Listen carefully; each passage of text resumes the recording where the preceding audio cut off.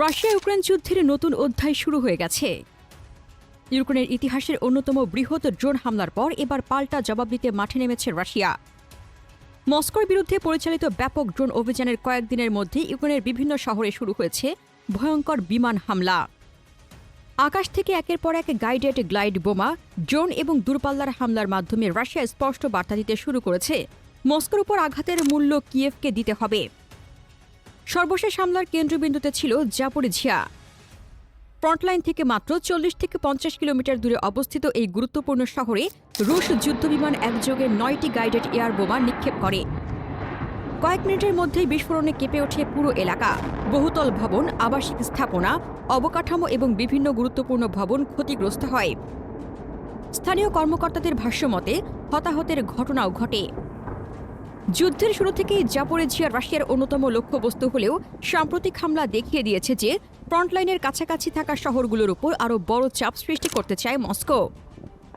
এই হামলার সবচেয়ে গুরুত্বপূর্ণ দিক ছিল গাইডেড গ্লাইড বোমার ব্যবহার। সামরিক বিশ্লেষকদের মতে বর্তমানে এটি রাশিয়ার সবচেয়ে কার্যকর আকাশভিত্তিক অস্ত্রগুলোর একটি। যুদ্ধবিমানগুলো নিরাপদ দূরত্বে অবস্থান করেই বোমা নিক্ষেপ করতে পারে এবং আধুনিক গাইডেন্স কিটের সাহায্যে বোমাগুলো বহু কিলোমিটার ভেসে গিয়ে নির্দিষ্ট লক্ষ্যবস্তুতে আঘাত হানে। ফলে বিমানকে সরাসরি শত্রুপক্ষের বিমান প্রতিরক্ষা বলয়ের মধ্যে প্রবেশ করতে হয় না, আবার লক্ষ্যবস্তুর উপর ধ্বংস ক্ষমতাও থাকে অত্যন্ত বেশি। জাপোরিঝিয়ার বিস্ফোরণের ধোঁয়া যখন এখনও আকাশে ভাসছে, ঠিক তখনই আসে খার্কিভ অঞ্চল থেকে আরেকটি খবর। রুশ প্রতিরক্ষা মন্ত্রণালয়ের দাবি অনুযায়ী একটি SU-34M ফাইটার বোম্বার ইউক্রেনের ড্রোন উৎপাদন ও সংরক্ষণ স্থাপনায় সফল হামলা চালিয়েছে। প্রকাশিত ভিডিওতে দেখা যায় বিস্ফোরণের পর আকাশ জুড়ে ছড়িয়ে পড়েছে ঘন কালো ধোঁয়া। রুশ সূত্রের দাবি, সেখানে ড্রোনের যন্ত্রাংশ এবং উৎপাদন অবকাঠামো ছিল। যদিও যুদ্ধক্ষেত্রে উভয় পক্ষের দাবি স্বাধীনভাবে যাচাই করা সবসময় সম্ভব হয় না, তবুও এটি স্পষ্ট যে ড্রোন এখন এই যুদ্ধের অন্যতম কৌশলগত অস্ত্রে পরিণত হয়েছে। কারণ যুদ্ধের চরিত্রই বদলে গেছে। কয়েক বছর আগেও ট্যাঙ্ক, আর্টিলারি এবং যুদ্ধবিমান ছিল যুদ্ধক্ষেত্রের মূল শক্তি, কিন্তু এখন হাজার হাজার ড্রোন প্রতিদিন আকাশে উঠছে। নজরদারি, লক্ষ্য শনাক্তকরণ, কামিকাজে হামলা, গোলাবারুদ বহন, এমনকি শত শত কিলোমিটার দূরে স্ট্র্যাটেজিক স্ট্রাইক, সব ক্ষেত্রেই ড্রোন যুদ্ধের নিয়ম পাল্টে দিয়েছে। ইউক্রেন এই খাতে বিশাল বিনিয়োগ করেছে, আবার রাশিয়াও সমানভাবে ড্রোন উৎপাদন ও ব্যবহার বাড়িয়েছে। ইউক্রেনীয় সূত্র অনুযায়ী মাত্র এক রাতেই রাশিয়া প্রায় 100 ড্রোন ব্যবহার করেছে, কিন্তু এটি পুরো গল্প নয়। এর আগে ইউক্রেন ও মস্কো এবং রাশিয়ার অভ্যন্তরের বিভিন্ন লক্ষ্যবস্তুর বিরুদ্ধে ব্যাপক ড্রোন হামলা চালিয়েছিল। তেল শোধনাগার, জ্বালানি অবকাঠামো এবং সামরিক স্থাপনাগুলো ছিল সেই হামলার প্রধান লক্ষ্য। ফলে যুদ্ধ এখন আর শুধু ডনবাস বা জাপোরিঝিয়ার ফ্রন্টলাইনে সীমাবদ্ধ নেই, এটি রূপ নিয়েছে গভীর কৌশলগত আঘাতের সংঘর্ষে, যেখানে উভয় পক্ষই প্রতিপক্ষের অভ্যন্তরে ক্ষতি করার চেষ্টা করছে। এই পরিস্থিতিতে ইউক্রেনের প্রেসিডেন্ট ভ্লাদিমির জেলেনস্কি সতর্ক করে বলেছেন, রাশিয়া আরও বড় ধরনের হামলার প্রস্তুতি নিচ্ছে। তার বক্তব্য অনুযায়ী রুশ বাহিনী শুধু সমন্বিত আক্রমণের জন্য প্রস্তুত হচ্ছে। ইউক্রেনীয় নেতৃত্বের সবচেয়ে বড় উদ্বেগ আকাশপথের হামলা।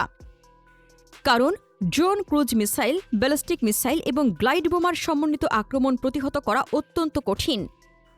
এদিকে যুদ্ধের আরেকটি গুরুত্বপূর্ণ মাত্রা সামনে এসেছে বেলারুশকে ঘিরে।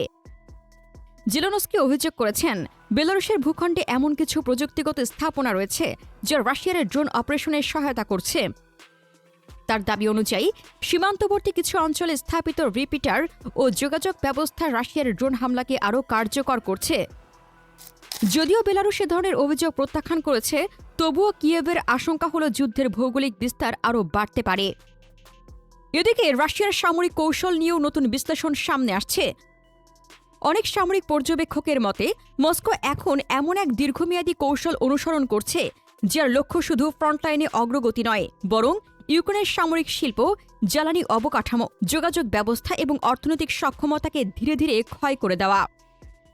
জাপোরিঝিয়া, খার্কিভ, সুমি, দনেস্ক এবং নিপ্রো অঞ্চলের সাম্প্রতিক হামলাগুলো বিশ্লেষণ করলে দেখা যায় রাশিয়া শুধু সামরিক লক্ষ্যবস্তু নয়, বরং যুদ্ধ চালিয়ে যাওয়ার সক্ষমতাকেও আঘাত করতে চাইছে।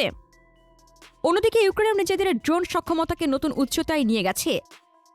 কয়েকশো কিলোমিটার দূরে লক্ষ্যবস্তুতে হামলা চালানো থেকে শুরু করে রাশিয়ার অভ্যন্তরে তেল শোধনাগার, সামরিক ঘাঁটি এবং শিল্প স্থাপনায় আঘাত হানার সক্ষমতা এখন কিয়েভের হাতে রয়েছে। ফলে রাশিয়াকে একই সঙ্গে ফ্রন্টলাইন এবং নিজস্ব ভূখণ্ড দুদিকেই প্রতিরক্ষা জোরদার করতে হচ্ছে।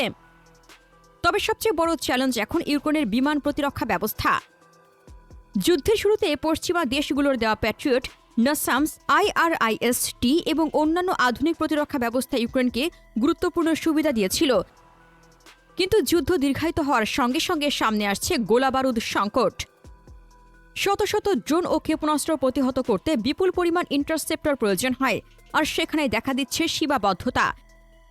ফলে ইউক্রেনকে এখন অগ্রাধিকার ভিত্তিতে গুরুত্বপূর্ণ লক্ষ্যবস্তু রক্ষার সিদ্ধান্ত নিতে হচ্ছে। এদিকে ন্যাটো ও পশ্চিমা দেশগুলোর সহায়তা এখনও ইউক্রেনের জন্য অত্যন্ত গুরুত্বপূর্ণ। যুক্তরাষ্ট্র, জার্মানি, যুক্তরাজ্য এবং অন্যান্য মিত্র দেশ নতুন সামরিক সহায়তার ঘোষণা দিলেও বাস্তবতা হল যুদ্ধ যত দীর্ঘ হচ্ছে, পশ্চিমা দেশগুলোর ভেতরেও যুদ্ধ ক্লান্তির লক্ষণ দেখা দিচ্ছে। রাশিয়া আশা করছে সময়ের সঙ্গে সঙ্গে এই ঐক্য দুর্বল হবে আর ইউক্রেনের ওপর চাপ আরও বাড়বে। ফ্রন্টলাইনের পরিস্থিতিও দ্রুত বদলাচ্ছে। ডনেস্ক অঞ্চলে রুশ বাহিনী ধীর হলেও চাপ ধরে রেখেছে।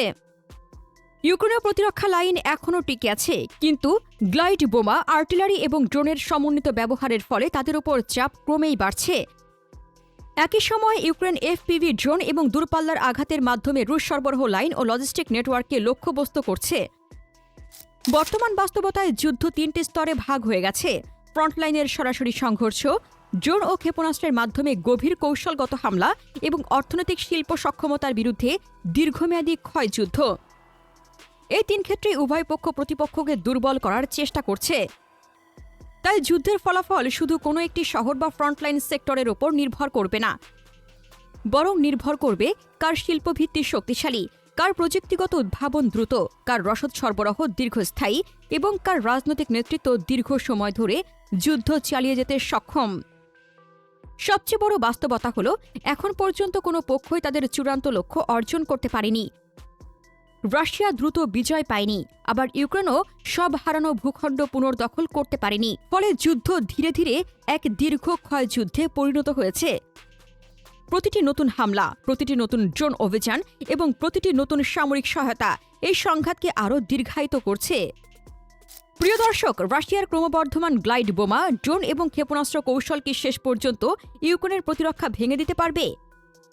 নাকি পশ্চিমা সহায়তা, নতুন প্রযুক্তি এবং ইউক্রেনের ক্রমবর্ধমান ড্রোন সক্ষমতা আবারও যুদ্ধের গতিপথ বদলে দেবে? আপনার মতামত কমেন্টে জানান। মধ্যপ্রাচ্য নিয়ে আরও জানতে আমাদের চ্যানেলটির ভিডিও ট্যাব থেকে ঘুরে আসুন। এই ভিডিওটি ভালো লাগলে লাইক বাটনে ক্লিক করুন। ভিডিওটি আপনার বন্ধুদের সাথে শেয়ার করে তাদেরকেও ভিডিওটি দেখার সুযোগ করে দিন। ধন্যবাদ।